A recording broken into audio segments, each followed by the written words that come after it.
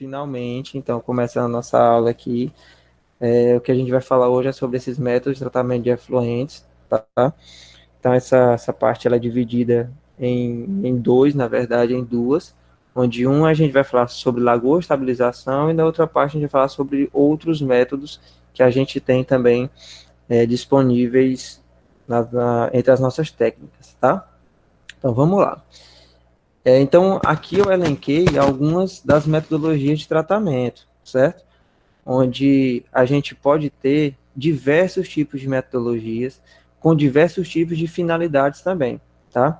A gente vai desde aquelas que são mais utilizadas, onde, na verdade, trata-se pouco, a matéria orgânica ela estabiliza-se muito pouco, de forma muito lenta, tá? Como é o exemplo da fossa séptica, que eu acredito que a grande maioria de vocês tem em casa ou no interior, né? Ou já conheceu e já viu em algum lugar aí a fossa séptica, tá?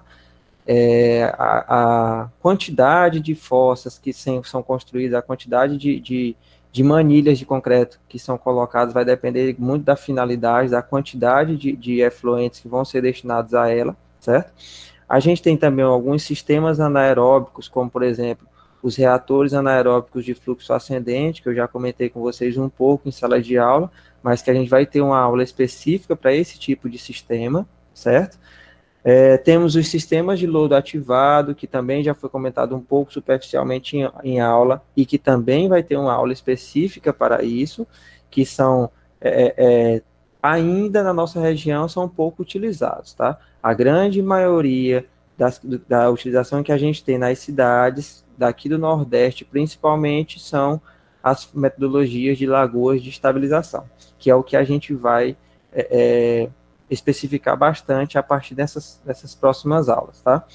Então, a gente tem também outras metodologias, como, por exemplo, a osmose reversa, certo? Que é uma metodologia física, eu já adianto para vocês, ó, que essas 4 primeiras são metodologias, são tratamentos biológicos, tá? São formas de se tratar esses efluentes utilizando princípios biológicos. A osmose reversa ela utiliza princípios físicos, onde esse efluente ele tem que passar por membranas, tá?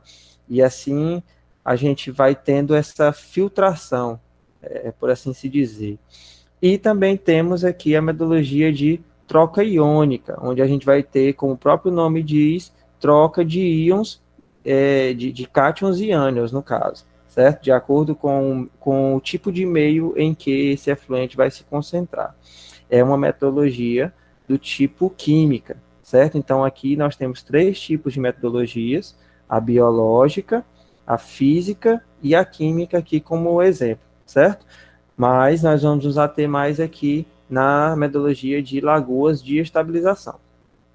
E aí, que tipo de metodologia o profissional tem que utilizar? Então, para ele poder escolher e determinar qual metodologia ele vai utilizar, ele tem que fazer esse balanço qualitativo e quantitativo, ou seja, o que eu tenho no meu efluente que eu preciso tratar, é um efluente de origem industrial, então eu vou ter amônia, eu vou ter corantes, eu tenho que utilizar um tipo de metodologia.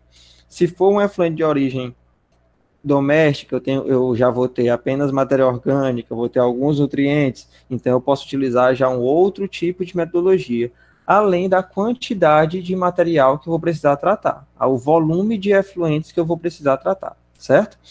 E aí, evidentemente, isso vai ser determinado, tem que ser determinado em função da utilização de matéria-prima que a gente vai ter, que vai ser necessário eu utilizar para poder tratar o meu efluente, a utilização de energia, se eu tenho ou não energia disponível. Imagina só, eu tratar efluente de uma comunidade rural, onde tem um adensamento populacional, ainda que pequeno, mas tem um adensamento, eu preciso tratar, mas eu não tenho tanta energia disponível. Então, neste caso, eu já vou ter que utilizar metodologias que não necessitem de energia. Mas se eu tiver em um grande núcleo populacional, um grande núcleo urbano, onde eu tenho energia disponível, eu posso lançar mão dessa alternativa, tá? Que mais na frente a gente vai ver que tipo de metodologias são essas. Os produtos acabados, né? Como que vai ficar o meu efluente ao final e, evidentemente, o tipo de rejeito que vai ser gerado. Não, vocês têm que ter em mente que, apesar de ser uma metodologia para tratar um efluente líquido, ela vai também gerar um tipo de rejeito. É só lembrar daquele 0,1% lá que a gente tem de material sólido. Então, esse material sólido vai ser um resíduo sólido que vai ser gerado a partir do meu sistema de tratamento de efluentes. E aí, evidentemente, para eu poder definir a solução ideal para esse sistema, é necessário eu ter que utilizar os conhecimentos de um profissional que seja especialista em tratamento de efluentes. Apenas ele vai ter a oportunidade e a possibilidade, na verdade, de elencar qual metodologia vai poder ser utilizada. Então, entrando já na seara das lagoas de estabilização propriamente ditas, o que a gente vai poder apontar? Como conceitos, o que a gente tem? São lagoas naturais ou artificiais, com a finalidade de tratar efluentes sanitários, utilizados principalmente para a remoção de matéria orgânica, tá?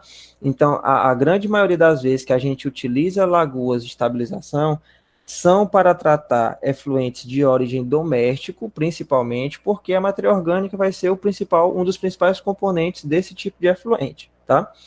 Ela tem profundidade variável, a gente vai ver posteriormente que, de acordo com o tipo de lagoa que eu vou estar trabalhando, eu vou ter profundidades diferentes, certo?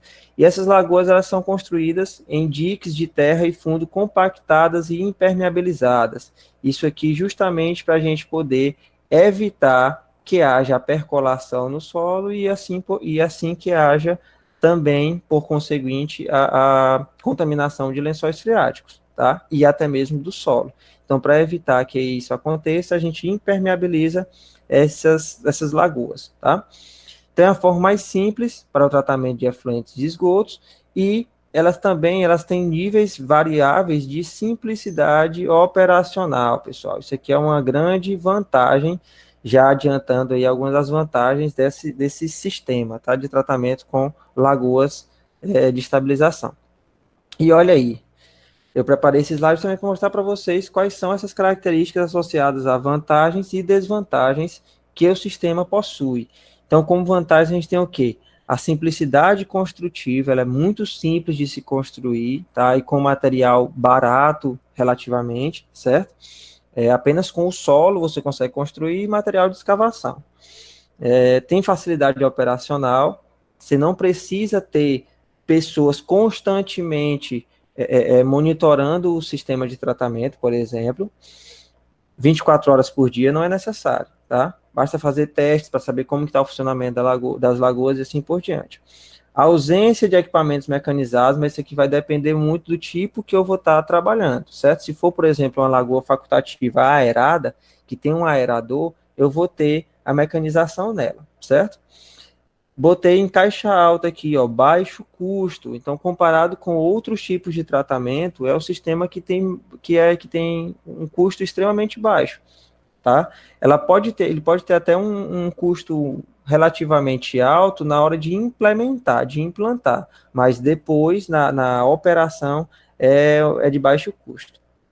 Tem uma eficiência bastante satisfatória.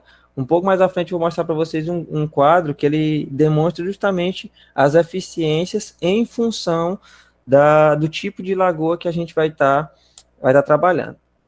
Como desvantagem, a gente tem o quê? Requer grandes áreas em comparação com processos mecanizados. Então, a gente requer áreas da ordem de hectares, pessoal. Então, são áreas bem grandes que a gente precisa para poder desenvolver esse tipo de processo. Ao passo que um reator anaeróbico, ele ocupa apenas alguns metros quadrados, certo? Então, isso é uma desvantagem no caso das lagoas de estabilização. E também, no caso de grandes populações, o projeto torna-se um tanto quanto inviável, porque quanto maior a população que eu tenho que atender, evidentemente mais volume eu preciso ter na minha lagoa. Tá? Então, essa desvantagem vai ser ainda mais maximizada, tá? Vai ser ainda maior. Tem alguns aspectos relevantes às condições do Brasil, porque